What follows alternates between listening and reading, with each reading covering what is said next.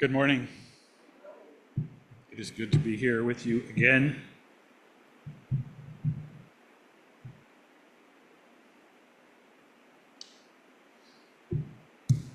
So, we've heard about comfort, compassion, helping out people we don't even know who are in worse circumstances than we are. And then just that little thing, having a roof, unlocks so much. We just got through Thanksgiving. A bunch of other holidays are coming up. They remind us to be grateful. They remind us of love. Universalists believe that God is love. But where does love come from? And by that I mean, where does the feeling of love come from when you feel loved? Do you remember your first school-age crush? Yes, very powerful experience. Maybe it overwhelmed you. Everything else, school, parents, family members, world events, all of it became gray and unreal and out of focus, and your beloved was in living color. You could literally ache to be in their presence, and then when you were with them, the rain stopped, the clouds parted, birds would sing, flowers would burst into bloom, the angels would shout, and you would barely notice all of that because your beloved was drawing all of your attention. When we first fall in love, it is as if the world stops. And the world stops because we stop looking at it. No more effort to find someone, no more wondering if we are even lovable. Whew, what a relief. No more questioning if love really exists. Why? Because we are living, breathing, weak in the knees in love. And we think all of this is coming from the other person. Our search is over. We have found the Holy Grail, only better. Now, maybe your first love was a movie star or your best friend's girlfriend. It almost doesn't matter if the person is unattainable, and it might be that because they are unattainable, you can let yourself go completely. And years later, many years later, maybe even now, you think about that person again. You remember having that crush as if it were an old dream. And maybe they haven't changed all that much, but your feelings for them have. Why? Where did those tremendous feelings come from? Did they come from the other person? Or did they come from you? If love isn't coming from the other person, then who does that leave? There's only one person. That's you. You gave yourself the experience. That blissful feeling was not caused by how wonderful they were. It was you who felt the wonder, the excitement, because someone held up a mirror and showed you your heart. You know crushes don't last, perhaps because of the extraordinary intensity. It feels like we've won the lottery, and once we've won it once, well, we want to win it again and again and again. Because we believe that our crushes, our love, our feeling of worth comes from somewhere else. It comes from another person. And so if that first crush is gone, now we are on that endless search to find the next one. Only Miss Right or Mr. Right will do. We will not settle for less. But what if that whole premise was just plain wrong? I mean, who would you be? Who would you be? How would you feel if you didn't have that thought that your happiness depends on someone else? We are led to believe that if we impress the right person romantically, we will find love. And if we impress the right people at work, we can get fame, riches, appreciation. And if we succeed, we will become rich and happy. And if we fail, we will become lonely and miserable forever. Pretty high stakes.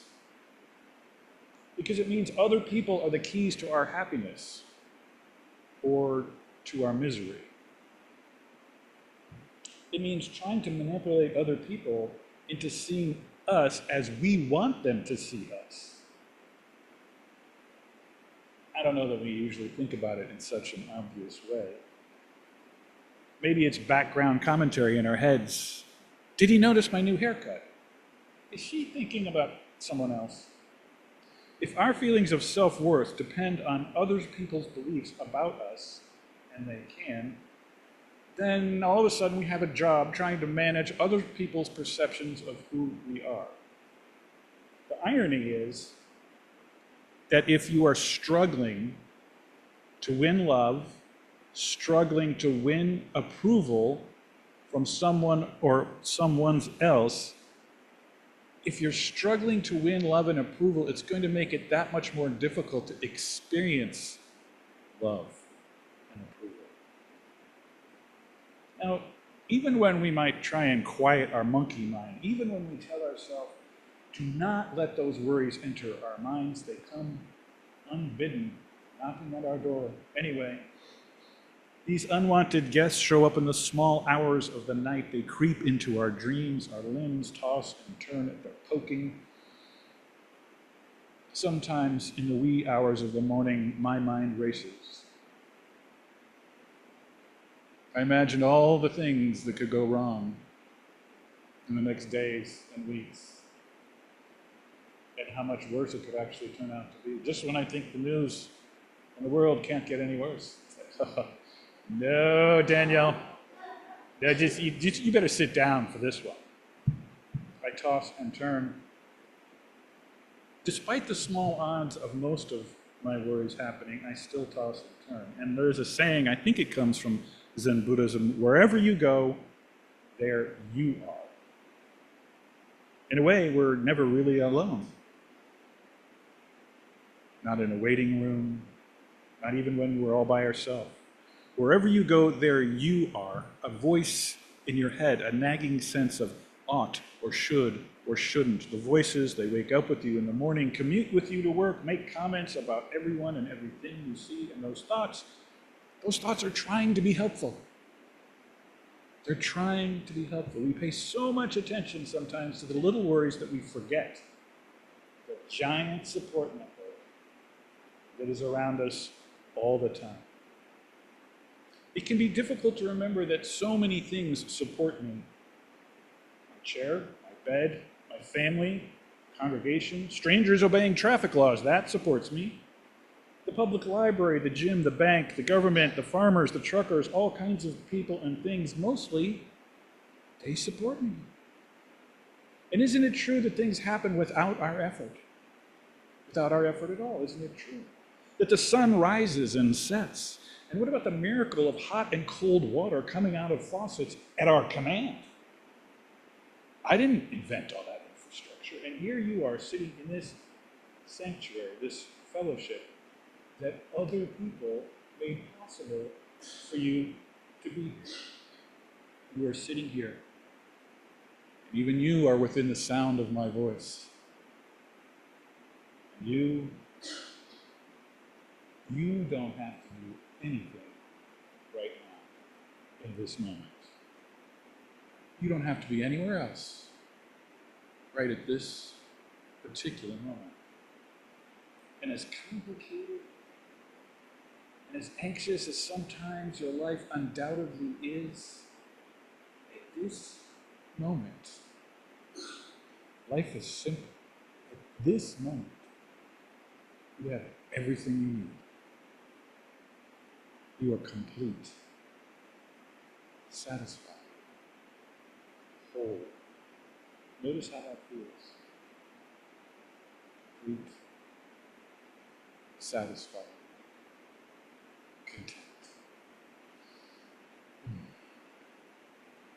Okay, now think of something you don't have. I'm pretty sure you could think of something. Maybe you'd be happier if you had a pillow with you right now. There's a thought of something you don't have. Byron Katie calls this the thought that kicks you out of heaven. He says, without that thought, you were in heaven, just sitting there being supported. But when you believe the thought that something is missing, what do you experience? You have kicked yourself out of heaven. You have given up the sense of completeness you had just a moment ago. By looking for what is missing, you give up the comfort you have, and you give yourself discomfort.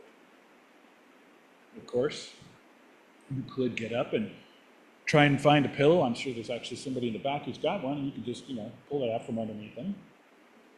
Or you could go find whatever it is you're missing before the service is over. But in the meantime, what happens to your peace of mind? You kicked it out of heaven. Maybe this is what happened to Adam and Eve. Maybe the serpent of their thoughts led them out. Why doesn't Adam pay more attention to me? Why does Eve always seem to be brooding? Is she mad at me and she's not telling? Thoughts and more thoughts lead us away from heaven. Why? Because we follow those thoughts out. Come to us unbidden, but we follow them out. So how do you get back to heaven? To begin with, just notice the thoughts that take you away from it. You don't have to believe everything your thoughts tell you. Just become familiar with the particular thoughts you use to deprive yourself of happiness. She outlines a method of inquiry, 4 questions really, to help get back into the heaven that I walked out of. So here's an example. Maybe this has happened. Someone is upset, and you believe that someone you care about should change their behavior to what you think it should be. Clearly, they need some instruction. Now, for me, at one time, I believed that my then young children should really keep their rooms cleaner. And I found myself arguing with reality that they did not keep their rooms up to my standards. And my beliefs caused tension in the family. Surely some of you know what I'm talking about.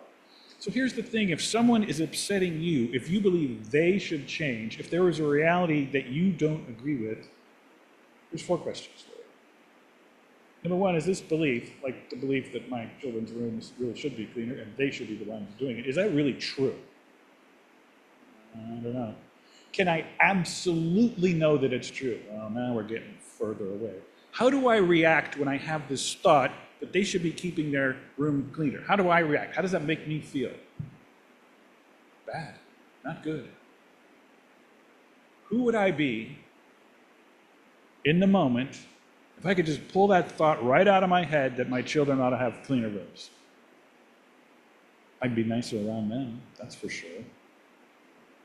So here's an example. It's a dialogue from Byron Katie's book. A young man says, I resent my girlfriend because she doesn't make me happy. Oh, so that's her job, to make you happy. Is that true? Well, that's what I want.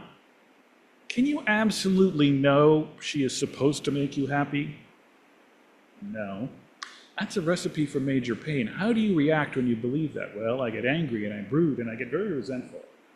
How do you treat her when you believe that thought?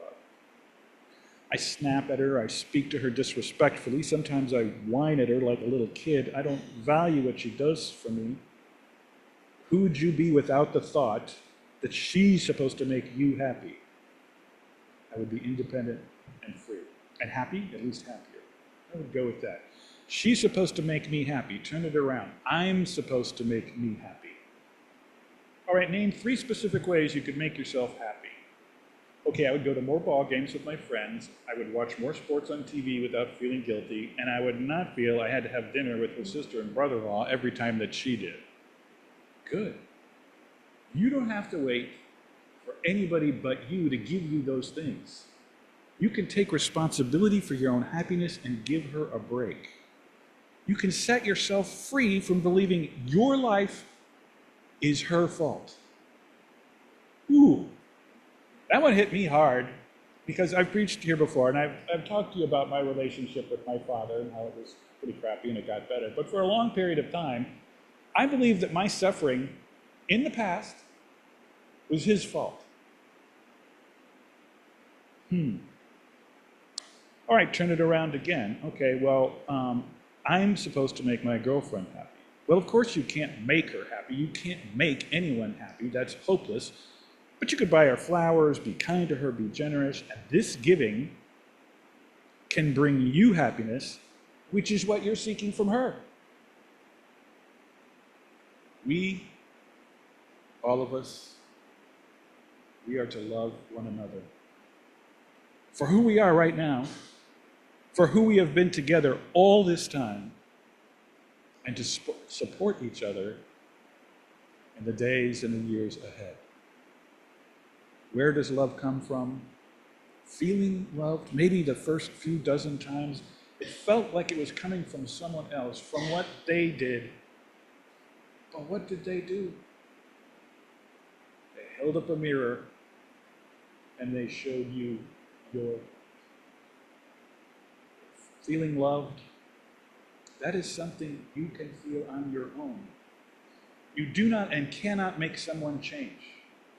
You do not and cannot make someone love you. But you can be loving to yourself. You can be loving to another person. And that is your spiritual homework for today and this week. Do an act of loving kindness for someone you care about. And then may you find the courage and the opportunity to live that out this week. May it be so, and amen.